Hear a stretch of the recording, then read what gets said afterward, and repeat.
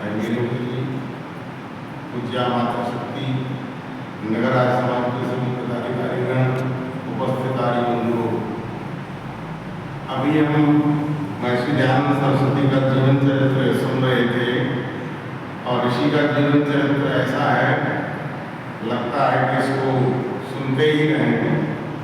जितना सुनते हैं उतना आनंद आता है। तो कितना अच्छा उस ऋषि का जीवन रहा होगा। उन्हीं के जीवन से कुछ प्रेरणा लेकर के आज के व्याख्यान में हम आर्य समाज के पहले नियम पर थोड़ा विचार करेंगे। महर्षि दयानंद सरस्वती के बचपन में दो घटनाएं घटी थी प्रमुख रूप से। एक तो शिवरात्रि पर्व की, जिससे उन्होंने समझ लिया था कि ये जो मंदिर में जो मूर्ति है ये सच्चा शिव नहीं है और सच्चा शिव कोई और ही होगा। उसी समय उन्होंने संकल्प किया था कि सच्चे शिव की खोज करनी है और पिताजी को कह दिया था कि जो आपने हमको कहानी सुनाई थी, जो कथा बताई थी, उसका शिव ये नहीं है। तो पिताजी ने कहा कि वो तो कैलाश पर्वत के निवासी हैं, उनकी मूर्ति बना करके हम यहाँ पर पूजा करते हैं। तो इससे और भी अधिक भ्रम हो गया कि वो कैलाश के निवासी हैं, जो मूर्ति बना के यहाँ पूजा क्यों करते हैं, सच्चे शिव की खोज करनी चाहिए। ये उस समय उनके मन में बैठ गया था और उसी समय आकर के उन्होंने भोजन भी मांगा माँ से और भोजन किया, व्रत को तोड़ दिया। ये एक घटना घटी थी। उस समय पश्चात एक दूसरी घटना घटती है उनके जीवन में, जब उनकी छोटी बहन, महर्षि से छोटे दो बहनें और दो भाई थे। एक छोटी बहन की हैजा के कारण मृत्यु हो जाती है। सब लोग रोते हैं, इस दृश्य को वो समझ नहीं पाते हैं और पत्थर पर वहाँ पर खड़े रहते हैं, देखते हैं, समझने का प्रयास करते हैं कि आखिर क्या घटना घटी है। थोड़ी देर पहले ये हमारी बहन खेल कूद रही थी, बोल रही थी, अब ये क्या हो गया। उस समय वो मौन होकर के खड़े रहे और कुछ समय पश्चात एक और घटना घटती है। उनसे अधिक प्यार करने वाले उनके चाचा जी की भी मृत्यु हो जाती है और उस समय उनको बहुत रोना आया। उस समय उन्होंने दो संकल्प किए थे, एक तो सच्चे शिव की ईश्वर की खोज करनी है और दूसरा संकल्प लिया था मृत्यु पर विजय प्राप्त करनी है, मृत्यु के बारे में जानना है, मृत्यु के रहस्य को जानना है। और यही संकल्प करते हुए उन्होंने ऐसा विचार कर लिया था कि मुझे विवाह संस्कार नहीं करना है। माता पिता विवाह करना चाहते थे, उन्होंने कह दिया कि नहीं, मुझे तो विद्यार्जन करना है, आप काशी भेज दीजिए। माता जी ने कहा नहीं, काशी में हम नहीं भेज सकते, आपको जो कुछ भी पढ़ना है वो यही विद्यार्जन करें, यही व्यवस्था हो जाएगी। पास के गांव में पढ़ने की व्यवस्था भी की गई, लेकिन माता पिता को ऐसा अनुमान लगा था कि बालक विरक्त स्वभाव का है, तो जल्दी से विवाह बंधन में बांधना चाहते थे। विवाह की तैयारियां शुरू हो गई और उनको बुला लिया गया। तो उस समय बालक मूलशंकर ने सोचा कि अब जो है कुछ उपाय करना पड़ेगा, विवाह बंधन में मैं बंधना नहीं चाहता। और ऐसा सोच करके उन्होंने लगभग 22 वर्ष की अवस्था में घर छोड़ दिया और लगभग 14 वर्ष तक जंगलों में घूमते रहे। जिस तरह से मर्यादा पुरुषोत्तम श्री राम का 14 वर्ष का प्रवास था, उनके माता पिता ने दिया था, यहाँ स्वेच्छा से लिया हुआ प्रवास था और कठोर प्रवास था, उससे भी अधिक कठोर प्रवास था। मृत्यु पर विजय और किस तरह से मृत्यु पर विजय पा सकते हैं, इसके अलावा जीवन का रहस्य क्या है, ईश्वर क्या है, इन सारे प्रश्नों को समझने के लिए वो जगह जगह घूमते रहे, भटकते रहे, योगियों की तलाश में लगे रहे। योगी मिले जहाँ तहाँ, उनसे उन्होंने योगाभ्यास भी किया। कहते हैं ज्वालानंद गिरी और शिवानंद पुरी नाम के जो योगी मिले, बाद में उन्होंने अहमदाबाद बुलाया, वहाँ भी योगाभ्यास सिखाया। वहाँ पर एक योगी और भी मिले थे, भवानी गिरी। इस तरह से योगाभ्यास करते करते और फिर नर्मदा नदी के किनारे घूमते हैं, वहाँ भालू भी मिलता है, वो घटना हम सब जानते हैं। और वो एक डंडा भालू को दिखा देते हैं और वो भाग जाता है। वहीं पर उन्होंने पूर्णानंद जी से संन्यास लिया था, पूर्णानंद सरस्वती थे। और बाद में फिर वो हरिद्वार की तरफ आ जाते हैं, वहाँ पर एक दूसरे पूर्णानंद मिलते हैं। इनकी अवस्था 108 वर्ष की थी। उनसे उन्होंने विद्या देने के लिए निवेदन किया था। तो पूर्णानंद जी ने कहा कि इस समय मेरी अवस्था 108 वर्ष की है और मैं आपको व्याकरण नहीं पढ़ा सकता। मेरा एक शिष्य है, मथुरा में रहता है, उसके पास चले जाओ, वो आपको व्याकरण सिखा सकते हैं। ब्रजानंद नाम है उनका। और ये बात होने के पश्चात फिर 3 वर्ष तक स्वामी जी और जंगलों में घूमते रहे। वो उनका जीवन चरित्र नहीं मिलता। उस समय कहते हैं कि वो प्रथम स्वतंत्रता संग्राम हुआ था, उसके लिए भी प्रेरणा महर्षि दयानंद सरस्वती द्वारा दी गई थी और गुरु ब्रजानंद महाराज की सभाएं हुआ करती थी। ऐसा इतिहास में मिलता है कि ब्रजानंद महाराज को भी पालकी में बिठा करके जंगलों में बड़ी बड़ी सभाओं में ले जाया जाता था और राष्ट्र के विषय में चिंतन होता था। बाद में 1860 में 36 वर्ष की अवस्था में गुरु ब्रजानंद महाराज से भेंट हुई मथुरा में उनकी कुटिया पर। और उन्होंने पूछा था कि कौन, तो उत्तर मिला था मैं यही जानने आया हूँ मैं कौन हूँ। प्रवेश द्वार खुल जाता है, वहाँ पर लगभग 33 महीने तक विद्या अध्ययन किया है। वहाँ की अनेक घटनाएं हैं। ब्रजानंद महाराज का अपना अनुशासन था।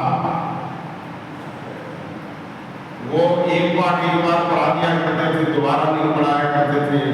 बाकी एक छोटी सी घटना है कि एक बार पाठ उनसे सुना गया और उन्होंने नहीं सुना पाया, तो ब्रजानंद जी ने डांट करके भटका करके आश्रम से बाहर निकाल दिया था और ये कहा था कि जब तक पाठ याद नहीं हो जाए वापस लौट कर बताना। उस समय स्वामी दयानंद सरस्वती इन्होंने संन्यास ले चुके थे, पहले ही पूर्णानंद जी थे। स्वामी दयानंद सरस्वती सन्यासी थे, बाहर जाकर के ध्यान अवस्थित हो जाते हैं, लंबी लंबी समाधि लगाते हैं। समाधि में परमपिता परमात्मा की कृपा होती है, चित्त साफ होता है, चित्त पर दोबारा जो गुरु जी ने पढ़ाया था वो अंकित हो जाता है, वो पाठ याद हो जाता है। 2-3 दिनों के पश्चात फिर आकर के गुरु जी के सामने निवेदन करते हैं। इधर गुरु जी भी परेशान हो जाते हैं कि स्वामी दयानंद कहाँ चला गया, और पूछते भी हैं कितने दिन कहाँ रहे। उन्होंने कहा आपने तो बाहर निकाला था कि जब तक पाठ याद नहीं होगा था। अब पाठ याद हो गया है तो पाठ उन्होंने सुनाया और दोबारा प्रवेश किया। इस तरह से लगभग 33 महीने तक वहाँ पर विद्या अध्ययन किया, पाणिनि व्याकरण पढ़ करके पूर्ण पांडित्य को प्राप्त किया और फिर गुरुदक्षिणा का चढ़ाया। महर्षि दयानंद सरस्वती के जीवन में 3 घटनाओं को मैं सबसे बड़ा मानता हूँ। पहली घटना तो शिवरात्रि की थी और दूसरी घटना शिवरात्रि की घटना ने उनको प्रेरित किया था कि ईश्वर क्या है, ईश्वर को जानने के लिए। दूसरी घटना थी मृत्यु पर विजय प्राप्त करने की, जो मृत्यु उन्होंने चाचा की और बहन की देखी थी, ये दूसरी घटना थी। और तीसरी घटना इस समय घटती है जिसमें गुरुदक्षिणा का क्षण आता है। स्वामी जी महाराज उस समय लौंग लेकर के प्रस्तुत होते हैं और गुरु ब्रजानंद महाराज वो लौंग स्वीकार नहीं करते हैं और बदले में पूरे भारतवर्ष का उस समय का चित्र खींच देते हैं। एक प्रज्ञा चक्षु जिसके बाहर के नेत्र लगभग 3 साल की अवस्था में चले गए थे, लेकिन अंदर के नेत्र खोले हुए थे। हमसे आपसे ज़्यादा उनको दिखाई दे रहा था। सारा चित्र आर्यावर्त का उन्होंने खींच दिया और उन्होंने कहा कि ये दक्षिणा मुझको नहीं चाहिए। स्वामी दयानंद जी कहते हैं कि मेरे पास इसके अलावा क्या है, आपकी दी हुई विद्या है और ये शरीर है। तो गुरुदेव कहते हैं कि मुझको आप ये विद्या और शरीर ही चाहिए, जो मैंने आपको दिया है यही चाहिए मुझको। और पूरा देश का नक्शा खींच करके उस समय लगभग उन्होंने 4 बातें महाप्रभु रूप से बोली थी कि जाओ पाखंड का खंडन करो, देश का उद्धार करो, वेदों का उद्धार करो, 8 ग्रंथों का उद्धार करो। ये कुछ बातें उन्होंने बोली थी, गुरु जी के महाराज के मुख से निकली थी। और स्वामी जी ने, दयानंद सरस्वती ने उस समय उनको वचन दे दिया था कि जब तक मैं जीवित रहूंगा ये विद्या आपकी दी हुई इसी काम में लगेगी और ये शरीर समर्पित है। ये इतिहास की बहुत बड़ी घटना है। ये उस समय घटना में ये मानता हूं कि ये घटना उस समय नहीं घटी होती तो आज शायद आर्य समाज हमको नहीं मिला होता। आज ये समाज जो मिला हुआ है आज हमको ये दक्षिणा का परिणाम है। ऋषिवर दयानंद सरस्वती 2 कारणों से उन्होंने घर छोड़ा था, मृत्यु पर विजय और ईश्वर की प्राप्ति। दोनों कारणों का पता कर लिया था। मृत्यु पर विजय को पा चुके थे, ईश्वर की खोज भी कर चुके थे, इसलिए लौंग यदि गुरु जी स्वीकार कर लेते तो उनका तो जिस कारण से घर छोड़ा था वो पूर्ण हो चुका था। जंगलों में जाकर के, पहाड़ों में जाकर के, गुफाओं में जाकर के और लंबी लंबी समाधि लेकर के अपना उद्धार वो कर जाते, लेकिन देश का उद्धार नहीं होता। देश के उद्धार के लिए सबसे बड़ी घटना यहाँ पर गुरुवर ब्रजानंद जी की दक्षिणा के कारण घटी है।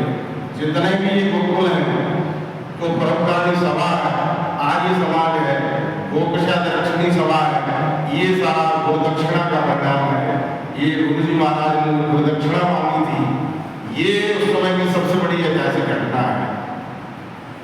और उसके पश्चात ही ऋषि दयानंद का जीवन बदल गया था, बहुत बड़ा बदला। उससे पहले तो उन्होंने अपने को तैयार किया था, व्याकरण का महापंडित को प्राप्त कर चुके थे।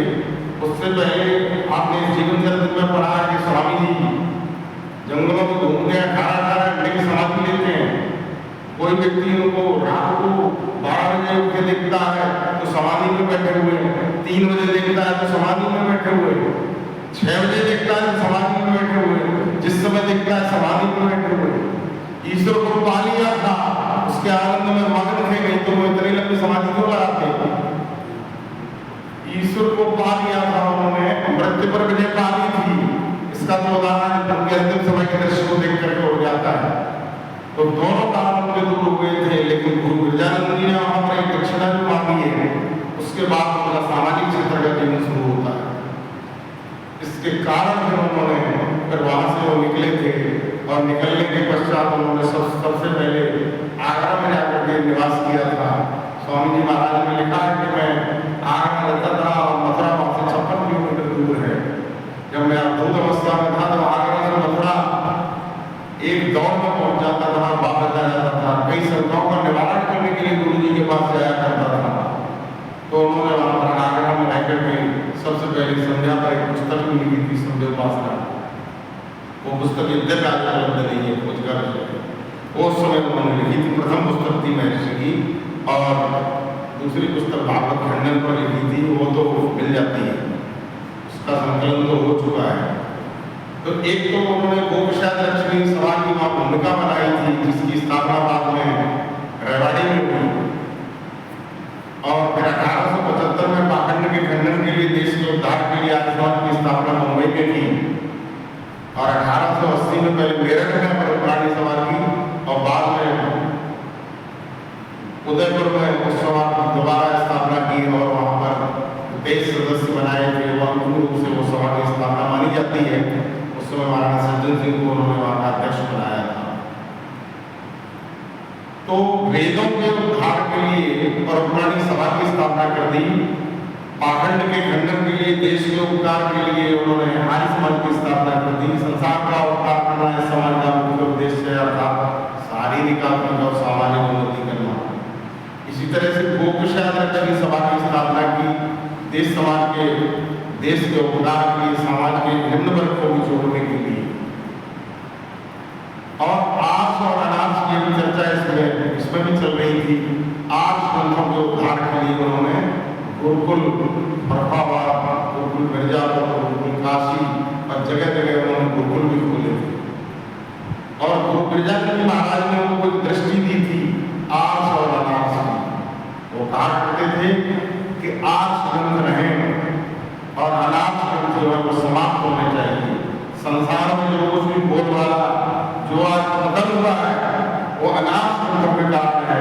तभी तो उन्होंने जब प्रथम भेंट हुई थी तो पूछा था कि आपने क्या पढ़ा है, तो उन्होंने जिन ग्रंथों का नाम लिया था बोले पहले तो वो भूल जाओ, दिमाग से बिल्कुल साफ कर दो और ये सारे ग्रंथ उठाकर यमुना नदी में प्रवाहित कर दो। ऋषि दयानंद स्वामी दयानंद सरस्वती उस समय जिज्ञासु ज्ञान के प्रकाशु थे कि पुस्तकों का गट्ठर उठा करके यमुना नदी में प्रवाहित कर देते हैं। आज हमारे पास एक पुस्तक होती है, भले ही को खराब पुस्तक हो, कई बार लोग फेंकते नहीं हो, उसको भी रखना चाहते हैं। स्वामी जी की जिज्ञासा देखो, ज्ञान की पिपासा देखो, तो उन्होंने सारे ग्रंथों को गुरु जी के कहने से, क्योंकि मुझे वो ज्ञान की जो भूख है उसको मिटाना है, वो फेंक दिया। तो वहां से उनको आर्ष और अनार्ष की दृष्टि मिली थी, ईश्वर को उन्होंने पा लिया था, आर्य समाज की स्थापना की थी। तो मैं जो चर्चा करना चाह रहा था वो आर्य समाज के नियमों के विषय में। आर्य समाज की जब स्थापना की तो महर्षि दयानंद सरस्वती ने पहले 28 नियम बनाए थे, बाद में उनमें से बहुत से नियम उपनियमों में आ गए और फिर अंत में उन्होंने 28 नियमों को 10 नियमों में संक्षिप्तीकरण कर दिया। ये 10 नियम जो आर्य समाज के 10 नियम आगे पुस्तक पर मिल जाते हैं, एक पृष्ठ में लिखे हुए हैं, एक गागर में सारा भरा हुआ है।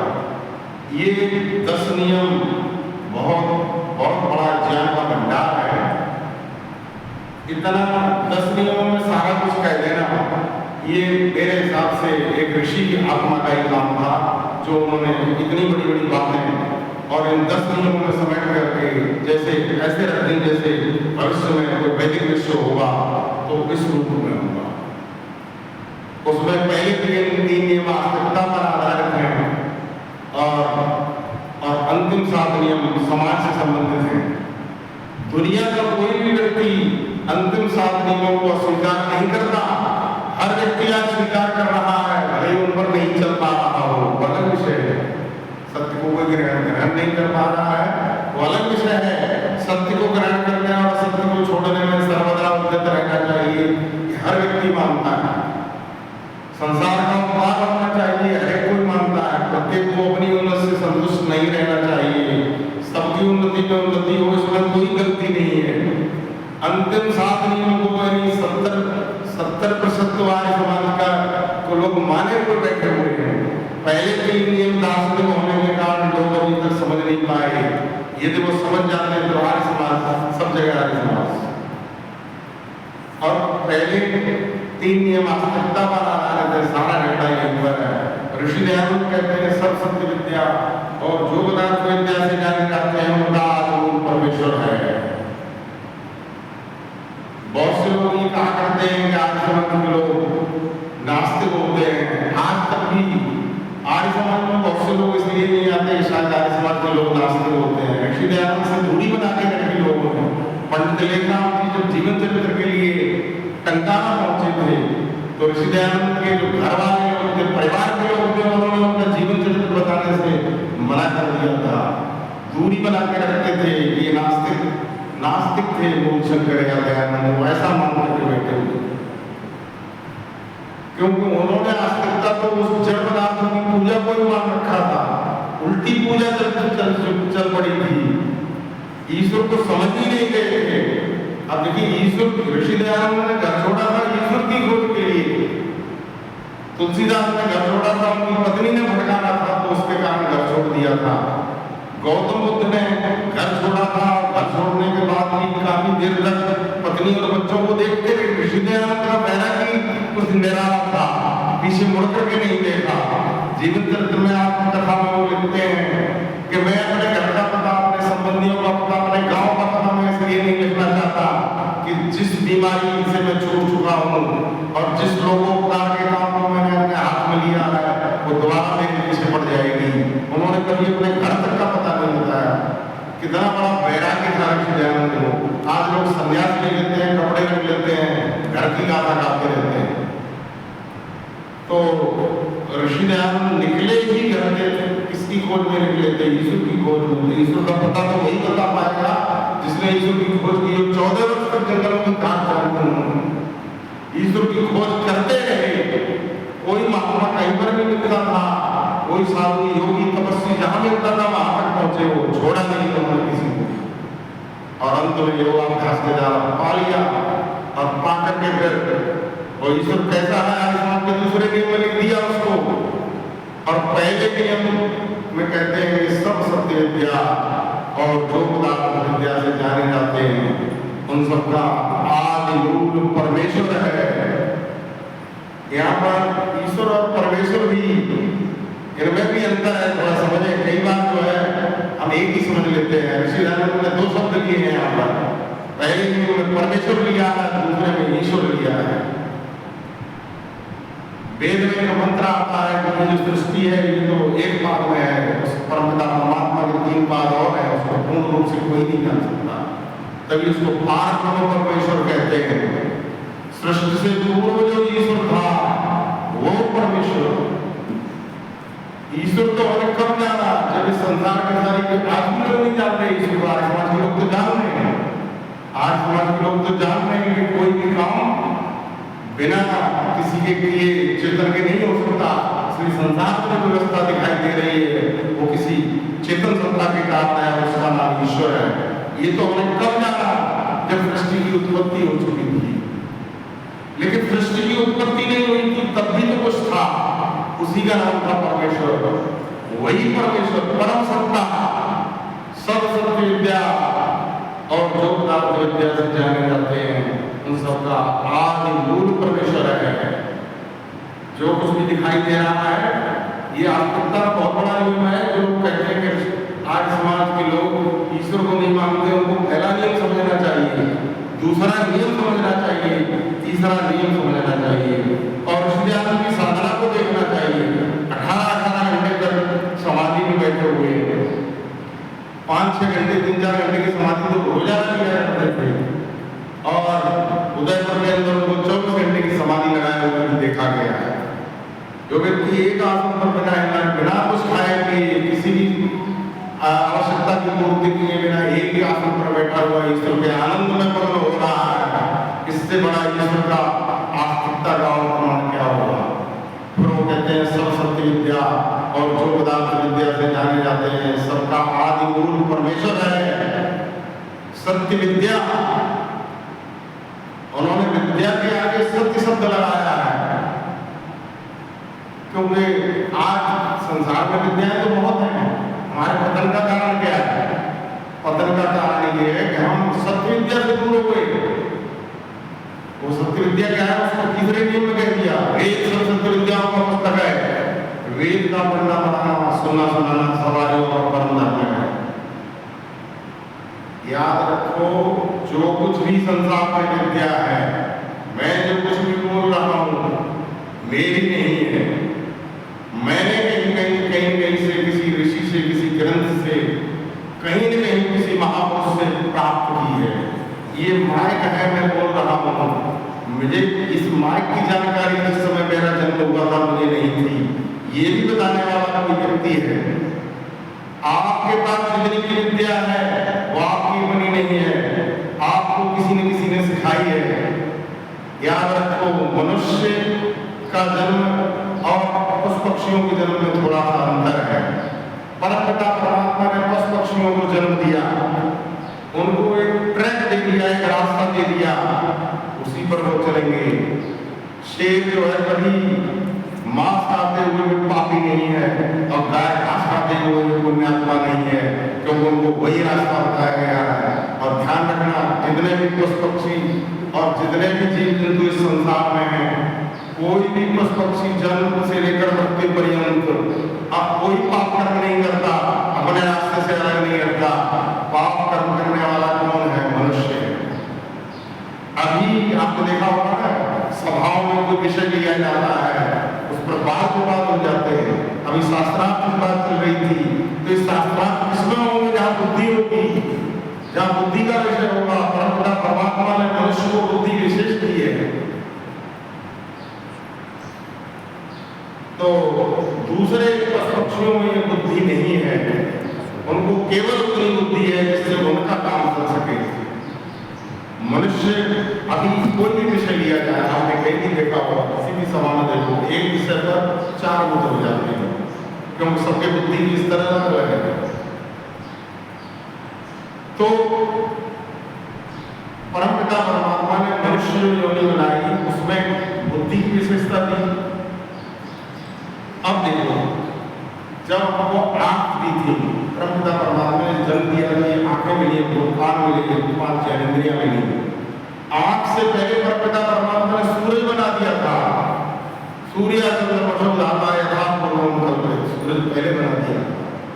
प्रकाश था यहाँ पर पहले, प्रकाश नहीं होता तो आंख बिल्कुल बेकार थी, और प्रकाश होता आंख नहीं होती तो आंख भी बेकार थी। परमपिता परमात्मा ने सृष्टि के आदि में वेद का जन्म दिया था, और वेद का जन्म दिया था तो बुद्धि नहीं दी होती, तो बुद्धि का संबंध किससे है? ज्ञान से है। इसलिए बुद्धि देना आवश्यक था। उस ईश्वर ने जब सृष्टि बनाई तो बुद्धि भी दी और ज्ञान भी दिया, सूरज भी दिया और साथ में हमको आंखें भी दी, कान दिए तो सुनने के लिए, आकाश भी दिया, त्वचा दी तो स्पर्श शक्ति भी दी हमको, भूमि दी, स्पर्श कर सकते हैं। जिब्या है तो सुगंध भी है, देखो, नाक है तो सुगंध भी है, जिब्या है तो रस भी है। इसी तरह से जब ज्ञान है, जब परमपिता परमात्मा ने वेद दिया था हमको, तो उसके साथ क्या दिया था? बुद्धि दी थी। इसलिए ऋषिज्ञान कहते हैं सब सत्य विद्या और जो पदार्थ विद्या से जाने जाते हैं, सबका आदि मूल परमेश्वर है। सत्य विद्या कौन सी है? ऋत विद्याएं 2 तरह की दिखाई दे रही। सत्य विद्या वो उन्होंने ऋत की तरफ इशारा कर रहे हैं। ऋतम च सत्यं च भीता तपसो अध्यजायत। संसार में जो कुछ भी दिखाई दे रहा है वो परमपिता परमात्मा की सृष्टि के कारण वो सारा सत्य है। उसके पीछे जो नियम काम कर रहे हैं उनका नाम ऋत है। जैसे पृथ्वी में गुरुत्वाकर्षण शक्ति है, एक पदार्थ को ऊपर उछाला जाता है और नीचे आ जाती है, ये सत्य दिखाई देता है। सारे ग्रह उपग्रह गुरुत्वाकर्षण के कारण आकाश में लटक रहे हैं, घूम रहे हैं, एक दूसरे को टकरा नहीं रहे हैं। ये देवलोकरा पृथ्वी उच्चधना ये स्वस्तम ये नाका यो अंतरिक्षे विश्व विमाना कस्मै देवाय प्रसादे। और परमपिता परमात्मा आकाश में सब लोग रूपांतरों को ऐसे घुमाता है जैसे आकाश में पक्षी उड़ते हैं। तो परमपिता परमात्मा ने हमको ज्ञान का संबंध जो है वो बुद्धि, सब सत्य विद्या और जो पदार्थ विद्या से जाने जाते हैं उनका आत्मरूप संसार में जो दिखाई दे रहा है वो सत्य है। मैं गुरुत्वाकर्षण की बात कर रहा था, तो गुरुत्वाकर्षण का जो मुख्य नियम है वो रहते हैं कि संसार का प्रत्येक पदार्थ हर एक वस्तु को अपनी तरफ खींचता है। प्रत्येक पदार्थ, सूर्य पृथ्वी को और पृथ्वी सूर्य को, चंद्रमा पृथ्वी को, पृथ्वी चंद्रमा को, यहाँ तक कि 2 वस्तुओं भी एक दूसरे को खींचती है। आकर्षण शक्ति कम होने के कारण एक दूसरे से टकराते नहीं, पृथ्वी में अधिक नीचे चली जाती। तो इसके नीचे पीछे जो नियम काम कर रहा है वो ऋत है। इसलिए हम जो सत्य कहना चाह रहे हैं, सत्य विद्या, तो इसलिए हम कहते हैं सब सत्य विद्या। और जो पदार्थ विद्या से जाने जाते हैं, पदार्थ कौन से? ईश्वर जी प्रकृति, 3 मुख्य पदार्थ हैं। जो पदार्थ विद्या से जाने जाते हैं उन सबका आदिमूल परमेश्वर है। ईश्वर को भी हम तब तक नहीं जान पाए जब तक ये सृष्टि नहीं बनी थी। सृष्टि बन गई, हमने देखा है, नियम काम कर रहे हैं, ये पुस्तक यहाँ रखी है, उठा करके हमने यहाँ पर रख दी। यहाँ जितने भी पदार्थ रखे हुए हैं मनुष्य ने उनको उठा करके इधर से उधर कौन रखता है? हम आप रखते हैं। ये पूरी सृष्टि घूम रही है, ये पृथ्वी घूम रही है, चंद्रमा घूम रहा है और सूर्य घूम रहा है। यहाँ तक परमाणु के अंदर इलेक्ट्रॉन प्रोटॉन के अंदर भी गति है। डॉक्टर सत्यप्रकाश जी सरस्वती एक बात कहा करते थे कि हम ईश्वर को इसलिए मानते हैं कि संसार के प्रत्येक पदार्थ में गति है और गति बिना चेतन के नहीं हो सकती। हर पदार्थ में गति है, गति देने वाला कौन है? वो परमपिता परमात्मा है। तो सब सत्य विद्या और जो पदार्थ, तीन पदार्थ ईश्वर, जीव और प्रकृति। ईश्वर को हमने ईश्वर के रूप में कब जाना? पहले तो परमेश्वर था, सृष्टि से पूर्व को परमेश्वर के रूप में विद्यमान था, लेकिन जब उसने सृष्टि बना दी, सारे नियमों को देखा हमने, तो ईश्वर के रूप में जाना। और वो ईश्वर कैसा है? ईश्वर सच्चिदानंद स्वरूप, निराकार दयालु निर्वाणानंद निर्विकार, अनादि अवयव सर्वाधार सर्वेश्वर सर्वव्यापक, सर्वंतर्यामी अजर अमर है, नित्य पवित्र और सृष्टि करता है। उसी की उपासना करनी हो गया, किसी की नहीं। उसी की उपासना, पूजा नहीं, उपासना। उपासना करते हैं, उसके नजदीक हम बैठे, हमारे अंदर भी है, बाहर भी है, उसकी उपासना हम कर सकते हैं। तो सब सत्य विद्या और जो पदार्थ विद्या से जाने जाते हैं उनका आदिमूल परमेश्वर है। ईश्वर को हमने कब जाना? जब इसने सृष्टि बनाई, तो ईश्वर का भी आदिमूल परमेश्वर है। जीव, हम जीवात्मा जिस समय प्रलय थी मूर्छित अवस्था में पड़े हुए थे। जीव बिना शरीर के बेकार है, और शरीर से जब जीव निकल जाता है तो शरीर भी बेकार है। शरीर बिना जीव के कुछ नहीं कर सकता, जीव बिना शरीर के कुछ नहीं कर सकता।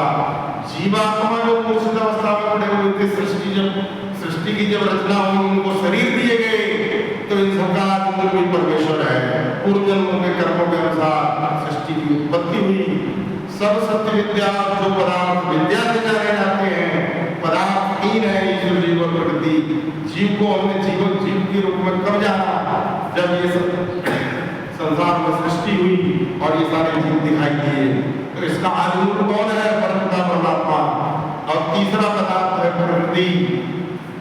प्रकृति के मूल तत्व हैं सत्व, रज, तम। ये जो दिखाई दे रहा है, ये प्रकृति की विकृति है। इसको इस रूप में भी परमपिता परमात्मा लाया है। प्रारंभिक स्थिति में सत्व, रज, तम का जो पदार्थ था, उपादान कारण, और ये परमेश्वर विद्यमान था।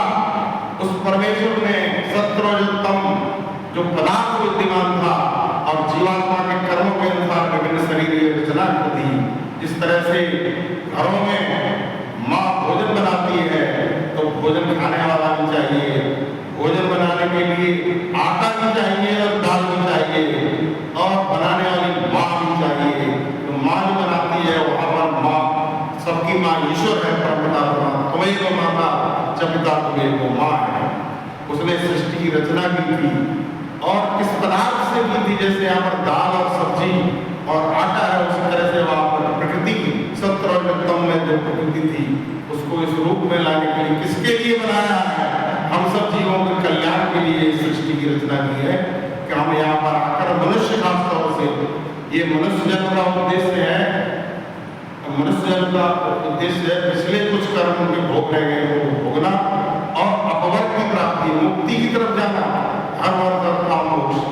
तो ऋषि ध्यानदास के पहले नियम में कहते हैं सब सत्य विद्या और जो पदार्थ विद्या से जाने जाते हैं, उन सबका आदि मूल स्रोत जो है परमपिता परमात्मा है। देखिए, एक बार और बात बता करके अपनी बात को विराम देंगे। ऋषि ध्यानंद से पहले महात्मा चाणक्य ने कहा था, सुखस्य मूलम धर्म, धर्मस्य मूलम अर्थ, अर्थस्य मूलम राज्य, राज्यस्य मूलम इंद्रिय निग्रह। ये तो चाणक्य ने कह दिया। महर्षि मनु ने कहा था वेदो अभिनो धर्म मूलम, लेकिन ऋषि दयानंद ने सबको समेट दिया, ऑल इन वन जिसे कहते हैं। सबका आदिमूल परमेश्वर, उसको पकड़ो, सबका आदिमूल परमेश्वर है, उसी की उपासना करनी होगी।